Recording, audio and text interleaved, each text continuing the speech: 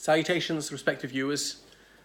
I am George from Ireland, and this video is about parliamentary arithmetic in the United Kingdom and therefore Brexit. So looking at the House of Commons, there are 650 members of Parliament. The number has hovered around that figure for centuries, even before the United Kingdom has existed as such. Anyway, only 643 of those members of Parliament sit. There are 7 MPs from Northern Ireland, Sinn Féiners, who do not go. They're abstentionists. They refuse to take the oath of allegiance to Her Majesty the Queen. So therefore, effectively, there are only 643 members of Parliament. So you need a majority to effectively govern. That would be 322 in this case. So, just over half. So pass your legislation. So if those 322 vote for something and all the others vote against, that it will still pass. Or incidentally, if it's a tie, then the Speaker will break the deadlock and by custom, he or she votes for the government and not the opposition. Now, the governing party at the moment is the Conservative Party. And there are rebels, of course. If you're a party, then you issue a one-line whip asking your MPs to come and vote this way or that. Sometimes they don't bother, it's not that important, or sometimes they even vote against the party line. Whatever the leader says, this is our policy. You could issue a 2-line whip saying this is important, really we want you to be there and vote this way. But again, not everybody will show up, and some people will rebel against their party. Then there's a 3-line whip which say you must be there and you must vote this way. And then that really is important, as almost everybody would be there and almost everybody in your party would vote this way. Obviously there are a few rebels. So the whip, there are people in each party called a whip, and he or she, they're in charge of discipline, or there's a chief whip, there's several whips below them, just trying to encourage people to vote the way the party leadership wants. Not just in the Conservative Party, in Labour, in the Liberal Democrats, in the Scottish National Party and so forth. So if you consistently rebel against your party, you can have the whip withdrawn. So you're effectively not a member of the party, even though you haven't been formally expelled. The whip can be restored. Anyway, so Brexit has been a very divisive issue within parties as much as between parties. It's a cross-party issue, which is why there was this referendum. If Labour had this crystal clear policy and the Conservatives had a different policy and the Liberal Democrats had a different one again and the SNP agreed with Labour or something like that, people would know that voting for this party I can get this or that. But anyway, because feelings were so mixed, it was decided they had to hold a referendum. So there are 313 Conservative members of Parliament at the moment.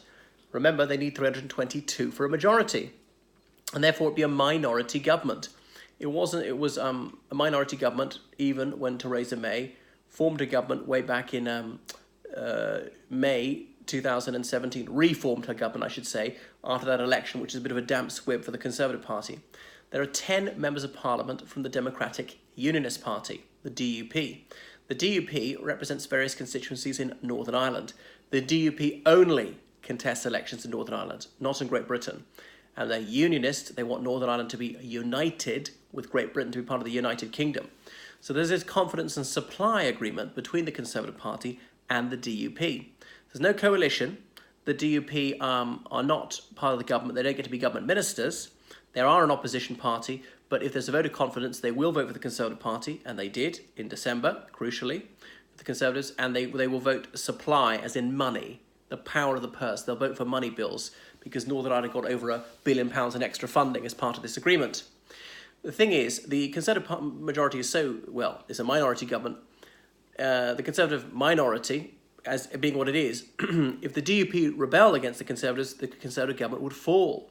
If there were another vote of confidence and 313 Conservatives voted confidence in Her Majesty's government and all the others voted against, that would be 330 as opposed to 313, then the opposition would win, the government would fall, there would have to be a general election. So keeping the DUP on board is vital for the Conservative government. There are 244 Labour MPs. So remember that they need to gain roughly 80 seats, or 78 to be more precise, in order to have a majority in the next election. That's a tall order, but they're 5% ahead in the opinion polls, so it's just about doable. They're kind of lucky with the breakdown of the votes. So remember, the United Kingdom's got a first-past-the-post system, divided into 650 constituencies. Whoever gets the most votes in each constituency gets to the MP for that constituency. Very straightforward, like in the United States. But the party with the most votes doesn't automatically get the most seats. And let's say if you get 40% of the votes, you might well get 55% of the seats, a comfortable majority. But you could be unlucky. You might get 40% of the votes and only 45% of the seats and be a minority government. It just depends the way the vote is distributed, how efficiently distributed. Put it this way, of those 650 constituencies, if you won all of them by one vote, you'd have every single member of parliament. You'd have 100% of the representation, even if your share of the vote wasn't very large, even if it was, say, 30% of the vote. Just because the rest of the vote was very evenly distributed between 2 or 3 other parties. Let me see. So there's the Scottish National Party. They've got 35 members of parliament.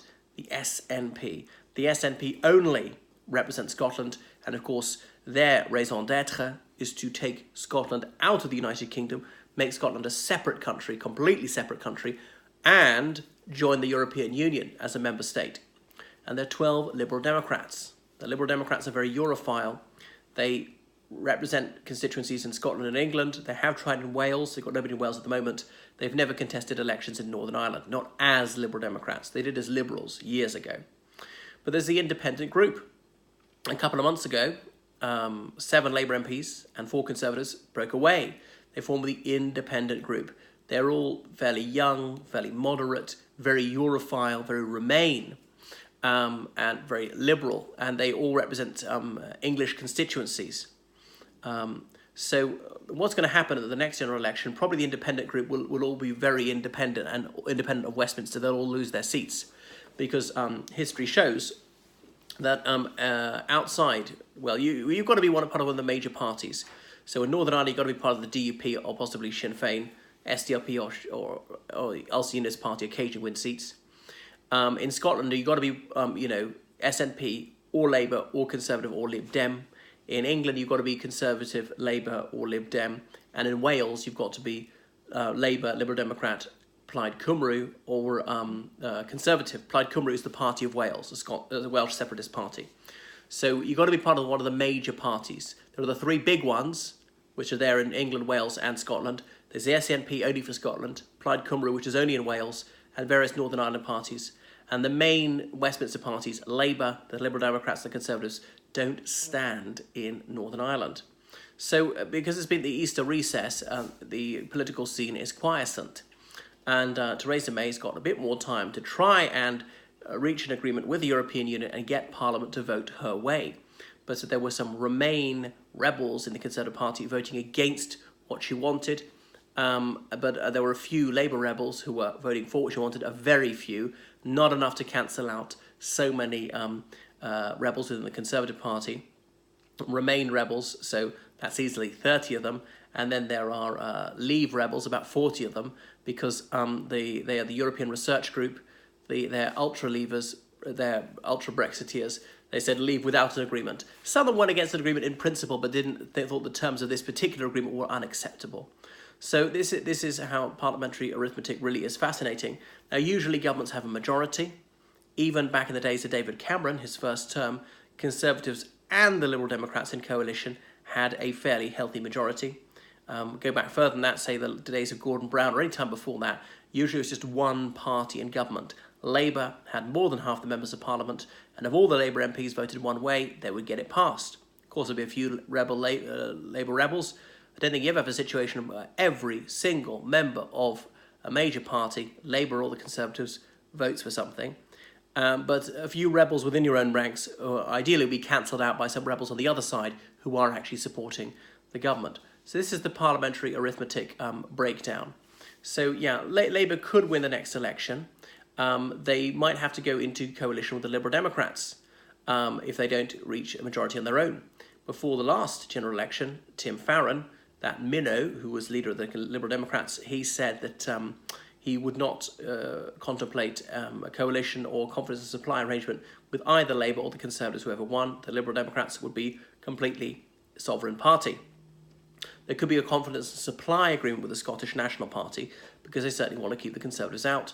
Remember, the Conservatives were traditionally called the Conservative and Unionist Party, wanted the United Kingdom to be fully united, didn't want devolution.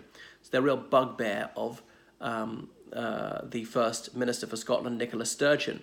You saw her announcement a couple of years, she's always saying the word Tory, spitting it out as though it's the vilest insult. Anyway, so those 11 independent people, the independent group, as I say, they'll all probably be voted out and be replaced by people of their previous party. The former Labour ones who lose their seats will probably be replaced by other Labour candidates. So as I say, history shows you've got to be in a major party. People who are not in major parties have almost no chance of being elected. The Greens have only ever had one person elected. There was some health concern MP from somewhere in the English West Midlands. He served a couple of terms, he was voted out. That's it. UKIP only once ever had somebody elected to Parliament at a general election, and he was a former Conservative MP for that same constituency. There've been no communists there since 1950. So Theresa May has got herself a breathing space. She's got 6 months to try and sort this out, wear down Parliament. But the European Union is getting as sick of it as the United Kingdom is getting sick of it. I'm bored rigid talking about it. So the European Union sometimes tries to bore people into submission, and it may well be working, but they're getting a bit sick of it as well, so they've got other issues to deal with. There's been a notable softening of language. Both sides are a bit more emollient, trying to be cooperative and constructive and find a deal which is acceptable to both sides in the long term. Now, Theresa May doesn't appear to have considered having a second referendum. She has continually excluded that possibility, yet that could change. She's already done things she said that she wouldn't do. There might be just no other way forward, or another general election. As I say, the DUP could withdraw support, another vote of confidence. Even some of the hardline Remainers in her own party might do that. She's only lost 4 of them. Vote down their own government because they want a general election and they think they put the national interest first. They would consider it vital to keep the United Kingdom in the European Union, even if that means the Conservatives losing office, even if that means putting the Labour Party in office. For the short term, they might say it's worth it having Corbyn as PM for a few years in return for saving our position within the European Union. I don't think that the hardline Brexiteers would vote against the Conservative government, the hardline Brexiteers within the Conservative Party, because they think it'll actually make our situation worse, would be less likely to get Brexit of any shape, let alone a hard Brexit. So there is the possibility of cancelling Article 50. That is when Theresa May officially gave notice to the European Union in March 2017, we are leaving the European Union. And as the European Court of Justice confirmed last year, the United Kingdom has the right to withdraw that at any moment, which means the UK is staying in the European Union for long term.